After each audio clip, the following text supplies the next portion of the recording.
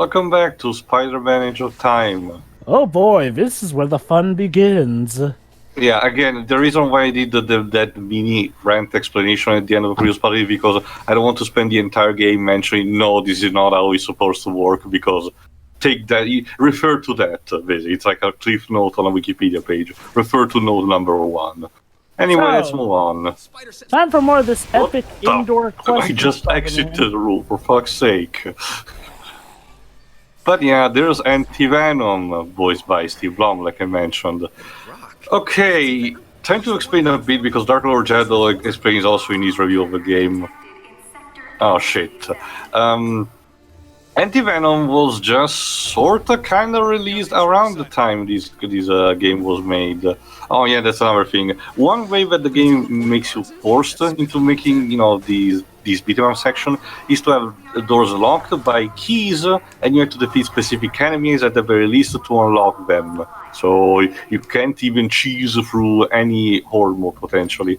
But anyway, Eddie Brock was basically passing a very terrible moment in his life. He has been Venom for quite some time. Then the Venom symbionte was taken and given instead to McGargan, the Scorpion, in case you don't know. That's why the Scorpion in the Spider-Man PS1 game looks like with those black... Oh, wait, hold on, team. I gotta talk about what's going on right now. Okay, folks. One of the complaints of the first game, Shattered Dimensions, was that, for a crossover, there didn't get to be much interaction between the Spider-Man here. So in this one, they... true. They overcompensated. Okay, yeah, okay. So the two Spider-Men are constantly communicating between each other via this time link. So at first, it's actually a pretty cool gimmick here and there. Yeah. The problem is that I hope you like insane banter and arguing, because if you don't, you're going to get annoyed pretty quick. Believe me, Peter is a complete unlikable douchebag in this game. I'm honestly convinced that emo possessed Peter in Spider-Man 3 is a better character than this guy here. And I'm not saying that lightly. At least emo Peter was. You could argue he was being influenced by the symbionte. Well, it's two things to it. This is the actual Peter Parker. Well, it's two things. Emo Peter is just weird. And the second thing, that's the problem with it. That's not how the symbiote is supposed to influence people. But whatever. It depends. But anyway, here's the thing, though. See, here's the thing. A good writer knows that Peter, while a frustrated young man, does have to contend with tough situations, so it makes sense when he may lash out at the world that constantly pounds down on him. A bad writer will do one of three things. Either A, he'll make Peter a complete whiny kid in a man's body, or two, he'll make Peter have this constant guilt complex that never knows when to turn itself off, so he's constantly blaming himself for it. Or number three, they do all of the above and then some. Guess which one they did for this one? Mind you, again, what baffles me the most is that the writer, Peter David, is the same of Shattered Dimension. But the characterization of both Peter and Miguel in this game are completely different from what they had in Shattered Dimension. Arguably, they reflect what their voice actors were. 2099 acts a bit more like Spider-Man Noir, and the 616 Spider-Man acts a bit more like young Peter from the Ultimate Universe. And mind you, it makes more sense when he acted like that in Ultimate, since he's literally a teenager. But here, he's supposed to be a grown adult. It's the usual problem that modern stories of Spider-Man had at this point. You're a grown-ass man, start acting like it, Peter. Yeah, I know. Like, seriously, that's something Spider-Man Into the Spider-Verse, the movie, mind you, made fun of and actually addressed with its take on 616 Spider-Man. Yeah. I also really like the 8 years in career Peter Parker from Insomniac. That was also a good way to do it. Anyway, like I was saying about Eddie Brock, basically the point is that he had a shitty life and the symbionte had abandoned him. So what happened? He basically became a response against the Venom symbiote called, of course, the Anti-Venom, completely in white, and it acts kind of like the Venom symbiote, just with a different ability. He can suck away everything that his tentacle touch in terms of power. Unfortunately, that means that he's constantly hunting also Spider-Man and his abilities, and Peter kind of needs them if he wants to fight crime. Yeah. Causality. Oh, Basically, that okay. Needs to be explained a bit. Also, anyway, if you're paying attention, they just made the same joke that 4 did about referencing a wormhole with a scientific term. But yeah, the idea is that what the chronolink also allows to, if Peter does something in the past, that apparently would be permanently stuck in somehow to the planimetry of the building and will be reflected in Miguel's time. On paper, I can understand that, but when you start thinking about it, it doesn't make sense because you're telling me that absolutely no one for something like, say, changing the actual planimetry on the construction archives, which someone will later do, makes sense because you're easily influencing how the building will be built, like deviating near duct. But something like crashing an elevator and instead it's replaced by a generic wall, that's a different kind of thing altogether. And believe me, later on it will become even more abstract. oh yeah. And I know what you're thinking, audience. Well, maybe this means we get to play around with how much this affects stuff. Nope. Pretty much the game will dictate what you can and cannot alter, and it's pretty much just you gotta do it the way the game dev wants you to. It's not like Ghost Trick where you get to at least experiment and see what happens if you get something wrong. No, this is a very linear game when you get down to it. Again, it boggles me. After so many games, both for the license, Raimi movies, and Shattered Dimension, but yeah, Shattered Dimension you can argue was a bit still linear but the levels were still very open in how they were handled. There are large rooms, but it's still very linear as an experience. You're confined in a giant building. If ever there's a game that shows how worn and tired out Beanox were getting with Spider-Man, this is one of the prime examples. This and the Amazing Spider-Man duology. Is it okay with you if I destroy that I heard the first one was okay. It's not necessarily. It was okay, but it was essentially just a reskinned Arkham Batman game. A linear, I don't mind a linear Spider-Man game. Obviously, the preferred way would be a modernization of what Spider-Man 2 did, obviously. But a linear one akin to the first Treyarch game before Spider-Man 2. I thought that approach was fine as well, and could still work in a modern context if the developer in charge knows what he's doing. It will allow for a more focused story experience that you cannot have with an open world game, for example. It all depends on Sorry, let me just finish. It all depends on whether or not the developers know how to take advantage of the advantages a linear game has over an open world one. But go ahead. Let me just put it like this. Just don't do the PC version of Spider-Man 2. Well, that goes without saying. Okay, Paige. Most people don't even know what that version does. That's the thing. So. Aside from the pizza theme. Let me just put it like this. An indoor Spider-Man game that takes place indoors and is linear as fudge? Yeah, that's a pretty hard sell. Problem. The quantum causality has caused Miguel to be in a very tight spot now. God damn it, Apparently, Miguel. bashing the core Actually, that's Peter's fault. Apparently, bashing the core causes there to be giant robots there all of a Instead sudden. of a wall. And now it's time to introduce a new game mechanic that I will barely use. The time paradox ability. The cool name is deviate. It is basically misleading you. It just creates a field where time stops for the enemies nearby. It's literally the word from JoJo. And how does our Spider-Man have this time ability? Oh, just because of the psychic link between him and Because shut up, that's why. Pretty much. Also, I kind of don't like the way the upgrades were handled in this game compared to Shattered Dimension. Had a bit more sense to it. You were supposed to unlock the challenges in each level, and the more you got, the better you will get, and with the point accumulated. Here, they get unlocked arbitrarily at some point in the story, and you need to collect both, not just the points, but also a set amount of golden spiders, which were collectibles also in Shadow Dimension, but were more like for the costumes, I think. Here, they're part Integra if you want to upgrade stuff like Elf, and while the game showers you with a couple of them, others require more attention in order to get.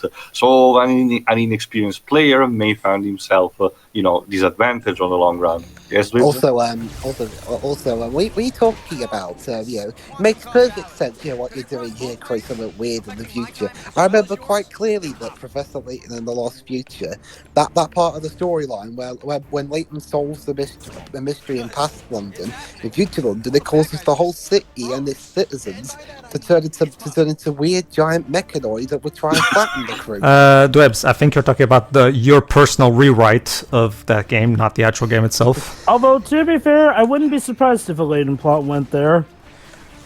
That said, though... Well, we haven't had that kind of stuff. Well, crossover aside, we haven't had that kind of thing. We've had robots. We've had I know. giant mech. I know, Joe. If you let me finish. To be honest, Joe, we didn't add actual time manipulation when you get down to it. Actually, we did, seeing as how Layton's girlfriend literally... The plot twist at the end of Lost Future, too, remember? I suppose. Although to be fair, that was just her traveling to the future once. That's not really that complicated. That's still time manipulation, though. And even so, she was already dead. She didn't manipulate the past to change the future. It was more of a fact that she got time displaced and decided to do a couple of things before she died. It's more the time. Yeah, of course, good for that, but it was still time travel nonetheless. Suppose. Yeah, no, it was too. Although I wouldn't call it manipulation specifically. Yeah, no, what I was trying to say, Joe, is that that kind of really wacky plot twist, crossover aside, since the crossover and was kind of a throwback to the original trilogies of both franchises anyway. We haven't really had that since the original trilogy, to be honest. The prequels dialed down a bit on that. In Azran Legacy, we literally have something that revives people from the flipping dead. Honestly, if you ask me, Jova, that's common in fantasy media anyway, to be honest. It's legit fantasy. Honestly, no, it is Jova, but it's nowhere near as unbelievable as some of the stuff you see in... Honestly, Jova, I get the feeling that games like the modern Tomb Raider has pulled you into believing that archaeology settings have to be super realistic these days. No. I have nothing wrong with stuff being super realistic. I just like to point out how Layton likes to try and pretend like stuff is realistic in its universe, when really it's anything but. I argue with that, to be honest, but that's not the point of this game instead. That's okay. Yeah, I mean, please do not be alarmed if you hear gunfire. It's only for your protection. Well, Lady Layton even makes fun of that too, so he kind of has a... Yeah. I don't know. I love that line, actually. No one will be, if anyone staying after hours will not get workers' compensation if wounded or killed. That's the Alchemax way. That's how we do things. Besides, Theo, it's not like I'm saying the Layton universe is stupid. I just say that I like to point out. I didn't mention that. What I mean, Java is very honestly, to me, there's a clear juxtaposition between what's real and what's not. I'm just saying. Even the cartoony art style has to basically convey that. Sure, you can argue that it has elements based, quote unquote, on the real world, but it's still constructed in a way that you can definitely tell, yeah, this is fictional with some things based around us. A fan theory. Is a theory that I have that would also explain Layton's love for tea, other than he's British, is that he secretly laces the tea with drugs that make him you guys weird stuff. Hold on. Yes, Pedro. It's okay too. I think you guys need to watch a bit more of 80s anime, because 80s anime is full of that shit. Trust me, I love 80s anime. I'm just saying to you, it's pretty funny when Layton says there's no such thing as magic time, yet conveniently doesn't mention the fact that he and his team were revived by magic in Azran Legacy. That's technology, not magic. Have you ever seen a loop? Right, yeah, sure. Have you ever seen... It's fictional technology, Jova, but technology nonetheless. It's the same thing as saying that the Green Lantern ring is magic when it's clearly not. Anyway, you're saying, I think the term you're looking for is techno-magic. Have you ever seen Lupin the Third? Because Lupin the Third is... I love that anime. It's getting a new CGI movie. Go see it.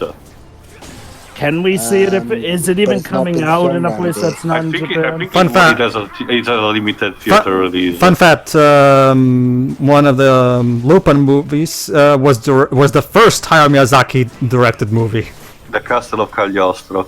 and the best one. Yeah. But Well, I'm seeing the new My Hero Academia movie later, so Oh yeah, you've been following My Hero Academia. Nice. on and off. I've only really seen like the first quarter of season 1 because that's the only one I have, and it's on iTunes. Let me guess. Bayakui is your favorite. Which one's that again? Sorry. The Explosive Blonde. My favorite's actually the nerdy one. The Frog Girl. Suyu. The one with glasses. Sorry, you cut out there. The one with what now? Glasses.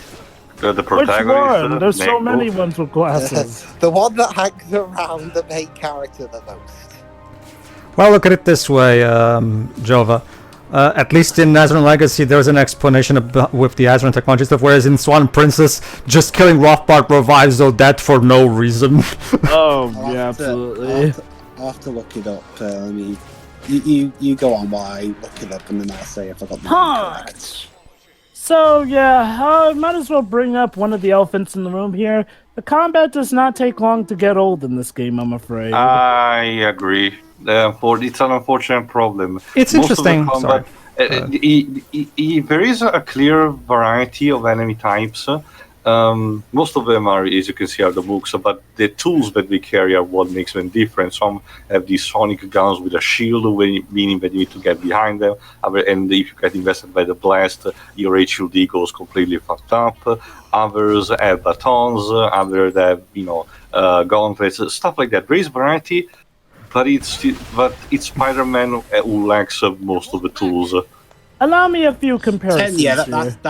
that's the one I like the most. Tenure. Oh, Tenyu! The one with the power of... Wait, I don't think she has Ice. glasses. He said, Oh, wait, yeah, she sorry, does. I read it wrong. He said, he has the power of super speed via jet engines in his legs. Oh, yeah, that one. Okay. Okay, for a second Anyway. there, over there, I thought you said Bakugo, and I'm like, no, that guy's... It's interesting because I can see some of those ideas in the overall the way Spider-Man moves and the way he fights. I can see that Insomniac reused some of these ideas in their own game, so they can't. So it's just a matter of execution, I guess. It's It just continues. Well, that's one thing, it Pedro. It's like a lot of these moves come from Shattered Dimensions, which had a lot of good ideas. It just, ran them dry, albeit much later into the game than this does. It also continues my idea that ever since the first major couple of Spider-Man games, each new one took elements from the previous one, even if they were handled by different companies and publishers alike. There is Yeah. a clear evolution of the Spider-Man games. That's a good point. I mean, Web of Shadows definitely took inspiration from Spider-Man 3, the video game. and Spider-Man 2 took inspiration from the Sega CD game, as we've demonstrated in a lot of ways. And thanks Oh, to and like interviews, I we know that Insomnia took a lot of inspiration from Spider-Man 2 in order to make the PS4 game.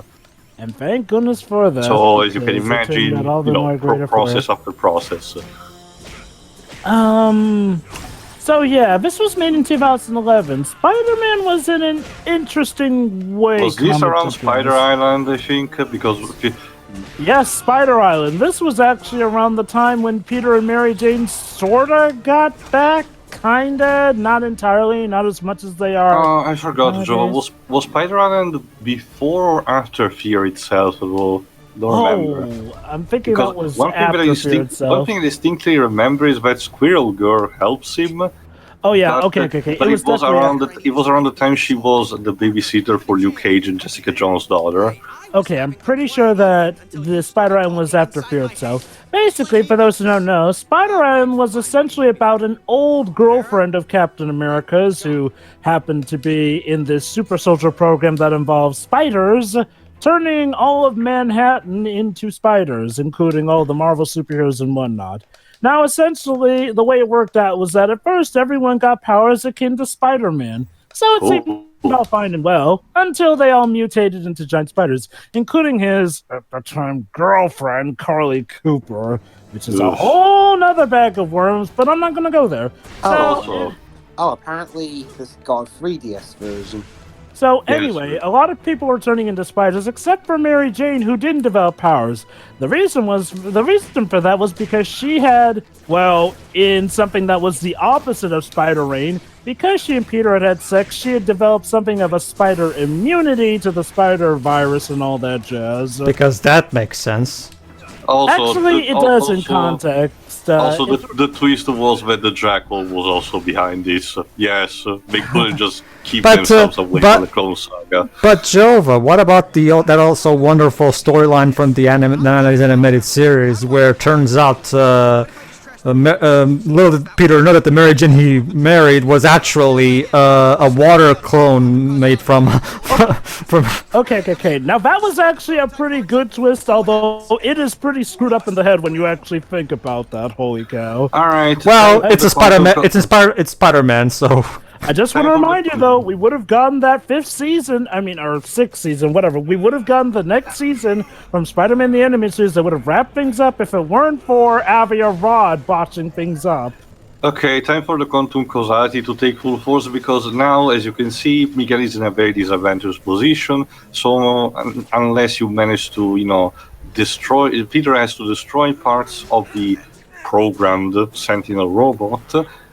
Meaning that if he manages to destroy enough, Archemax will consider the project a failure and will not develop it, meaning that in the future Miguel will not be able to, to be squashed by it.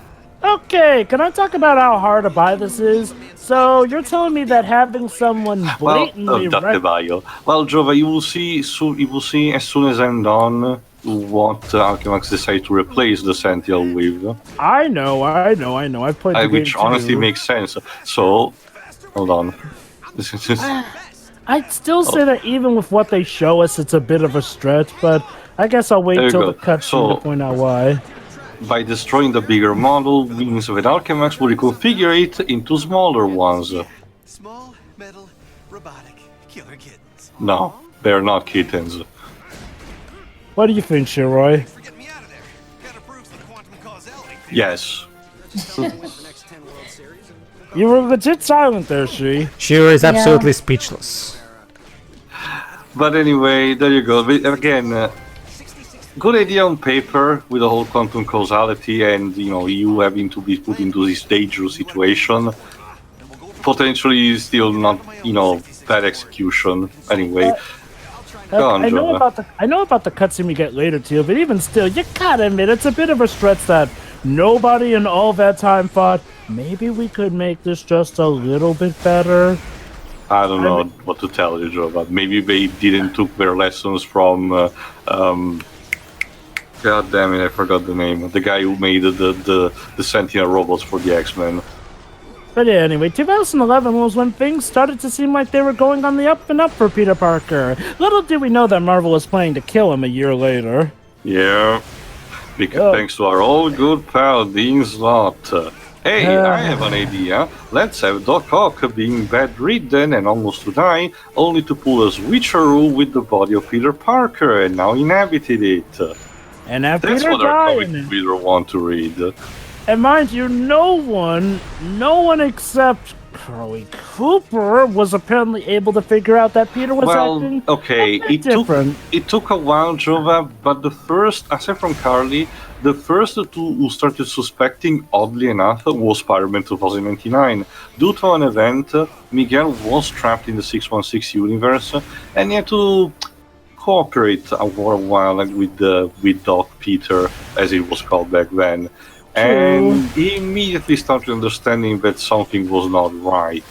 The problem But it still took a while for people to start actively understanding that, Peter was not himself and they needed to do something about it. Want to know what was real cheeky? Peter and MJ were finally getting back together. The catch was that it wasn't really Peter in his body, it was Doc Ock. Not only that, Doc Ock in Peter's body managed to make Peter a better person in general, complete with becoming the CEO of his own company and stuff like that. Yeah, let me put it like this. at the time, Superior Spider-Man was considered the worst thing to happen to Spider-Man since And One yet More the Day. best. Well, that's the thing. It did have a lot of good ideas. The problem was that this was in the mainstream universe. And Marvel were suggesting that this was gonna be permanent. No, well, okay, Jova, you have to understand. Experience told me for a long time that even when Marvel says it's permanent, it's not. Things get reversed in a couple of years. Mind you, those couple of years will be permanent in that kind of sense. But as soon enough, things will go back to the way they were. Wolverine will never stay dead. The only person who stayed dead consistently is Uncle Ben, and even that Deadpool made a joke about seeing a clone of him around May having sex. The joke used to be that the only people who stayed dead were Uncle Ben, Bucky, and Jason Todd. And even then, the two of these three have come back from the dead anyway. Funny how both Jason Todd and Bucky came back as more badass, edgy folk, too. Jason Todd is the Red Hood, and Bucky is the Winter Soldier. Let me mention this quickly. That message that you got about that darkened door that only opens on one side, that's only for that door in the entire game. You never encounter another door that only opens on one side. It's just for that room alone. I have no idea where the game wanted to go with this. So by the way, Terry, you mentioned something about the pizza theme earlier. Yeah. Well, No. I was saying that the reason most kids remember the PC version of Spider-Man 2 being bad was because of how badly coded the pizza theme was. But wasn't that theme also in the console versions, though? Was it a different? It was, but it sounded better there, apparently. Yeah, apparently it was so badly coded that it sounded more like a garbled mess in the PC version. Huh. Make of that what you will.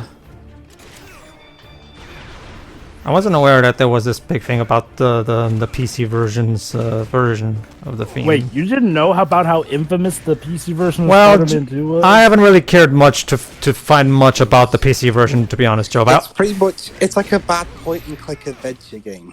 Yeah, basically the PC version is completely different from the console No, version. I'm aware of that. It's just that I haven't bothered to actually, research it or even play it all that much, to be honest, because I don't really care. Knowing our audience will probably get requests to commentate on that. Whatever. To look. Anyway, though, so more to this riveting action here. Still, again, what we said about also, now that I got the key, I can just potentially ignore all these enemies. I forgot if I do that. At some point, I stopped, caring about the enemies as soon as I get the keys. But, can I talk about something else that's a bit of a downgrade here? Yeah, you know how one cool thing about the levels was like, well, there was a lot of level variety in Shattered Dimension here as you went to different areas in each universe. Yeah. Had to deal with different characters here and there. I'm sad to say that the cast for this is, well, to say it's downgraded will not even begin to describe in general, Shiro, we have villains galore in Shattered Dimension. The location has some minor, and I say minor variety, but again, I find so boggling the idea of locking an entire game of Spider-Man inside a single giant tower building. But it works maybe for Batman, because he's adapted to fight both indoors and outdoors. But Spider-Man's classic imagery is to swing around openly in New York from rooftop to rooftop. You're confining him in an ambient that is not him. He's literally out of his comfort zone. Not only that, but the villains you'll face in this game are the much villains far are fewer scarce. between. Honestly, the villains are very minimal. I can think there are on maximum 5 on top of one hand, mostly. While in the previous game, it was all centered around each stage having a thematic villain to them. It was cool to see all these different villains and very different alterations from depending on the dimensions you were facing them. Not really on this one. Like, let me remind you, Shattered Dimensions went as far as to even bring in the flipping Juggernaut as a villain to fight. That's how much variety we had. Yet here, it's, like I said, the main boss encounters are far and few between. And mind you, I'd argue at least one of them doesn't make sense. He just put there just to have a boss fight. And like I said, this game also blatantly has to steal from other Spider-Man games, specifically Spider-Man PS1/Dreamcast. Yeah. It really boggles the mind, though. I mean, I'm not going to say that Shattered Dimensions was some award groundbreaking game, but it was a game with a lot of good ideas. All they had to do was do something similar. Heck, they could have basically, had something of a similar stance, just have the Spider-Men actually get to interact with one another. That's all they would have had to do, and it would have already have been a better sequel. But here, they made something that was weaker in almost all categories here. I said this before, but again, you can definitely tell Binox at least tried to put, to expand the scope of the development of the game in order to tap a presentation than the premise that was like, oh, things are bigger, the stakes are higher, things are about to get more serious and shit. But again, it's the orchestration of the execution that makes the game fall flat on its face. Because on an arcade level, I guess you can get enjoyment out of it.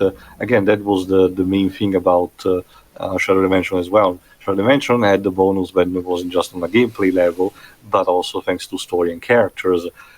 This one only has on a gameplay level, and if you get bored quickly, that's gonna be a problem even for that. If you need a context, I actually speedrunned this on one entire day for 5 hours and a half, including game overs and all, and it was not really a pleasant experience in its last, set of missions. So once again, another suggestion: if you want to ever tackle this game, do it in bites. Despite it being a rather weekly It's short. content It's one. even shorter than Shadow Dimensions, I argue. And yet Anyway, even still, we recommend breaks. see you for the next part. See ya. Ta-ta. See ya.